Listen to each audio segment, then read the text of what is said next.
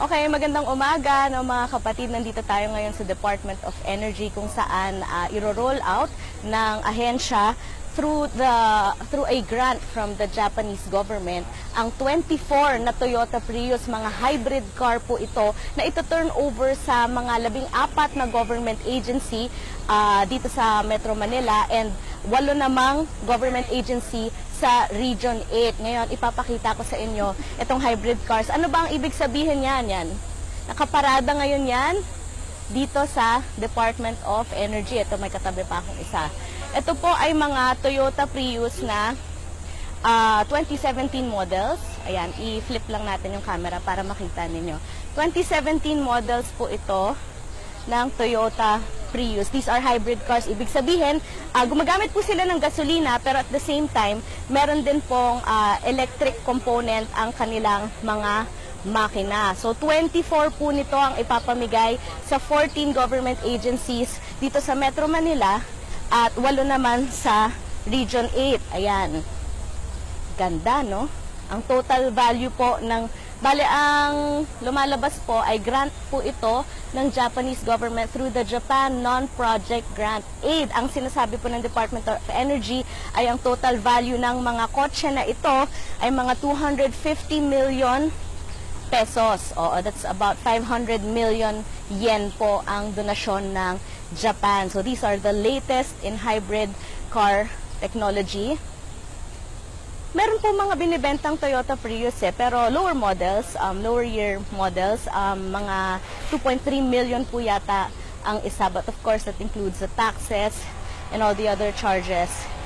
Ayan, ang makakatanggap po ng mga kotse na ito ay ang Office of the President. Ang sabi po sa atin, mga 2 po ang matatanggap ng Office of the President.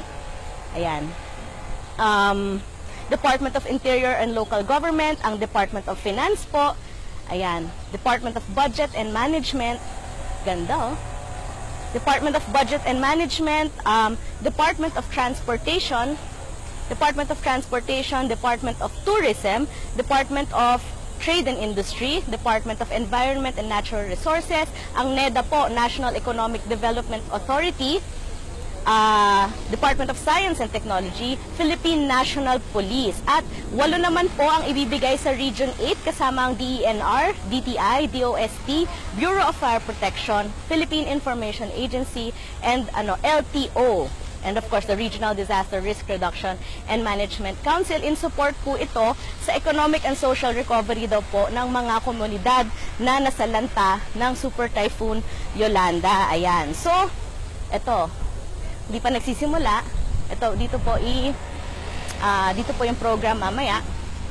Pero as you can see po, ayan, nakapaligid po lahat ng mga hybrid cars. So mamaya po, mismong si Japan Ambassador to the Philippines na si Kazuhide Ishikawa ang magtuturn over ng mga susi ng mga Prius na ito sa mga government agency.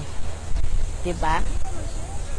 So, ang mga hybrid car po, napakababa po ng carbon emission ng mga yan dahil, syempre, tumutulong po ang mga electric component ng makina sa kotse. So, kunwari, yung paakyat, di ba? Yun po yung mga malakas kumonsumo ng gasolina pagka kumakayod paakyat yung kotse or pagka